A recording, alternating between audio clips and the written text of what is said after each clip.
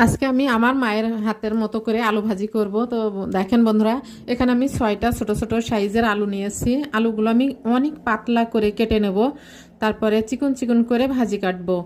আর এখানে বড় আলু কাটতে অসুবিধা হয়, তাই ছোট সাইজের আলুগুলো কাটলে বেশি ভালো হয়। দেখেন আমি কতটা চিকন করে কেটেছি। আমার মা এভাবে আলু ভাজি করে, অনেক ভালো লাগে এই আলু ভাজিটা খেতে। আর আমি আলু ভাজিটা খুব ভালো করে ধুয়ে নিয়েছি, অনেকটা সময় ধরেই কেটেছি। তারপর ধুয়ে একদম পানিটা ঝরিয়ে নিয়েছি, এক ফোঁটাও পানি থাকবে না, পানি থাকলে আলুটা একদমই নরম হয়ে যাবে। তারপরে আমি কড়াইতে পরিমাণের থেকে বেশি পরিমাণ তেল দিয়েছি পেঁয়াজ কুচি, আর দিয়েছি চেরা কাঁচামরিচ, হলুদের গুঁড়া দিয়েছি, স্বাদমতো লবণ। আর তেমন কিছুই লাগবে না, এই অল্প উপকরণে এত দারুণ হবে এই আলু ভাজিটা খেতে। আপনারা চাইলে একবার হলেও ট্রাই করবেন, এত ভালো লাগে। আলুটা কাটতে যদিও অনেকটাই সময় লাগে, আমার মা এভাবে আলু ভাজি করে।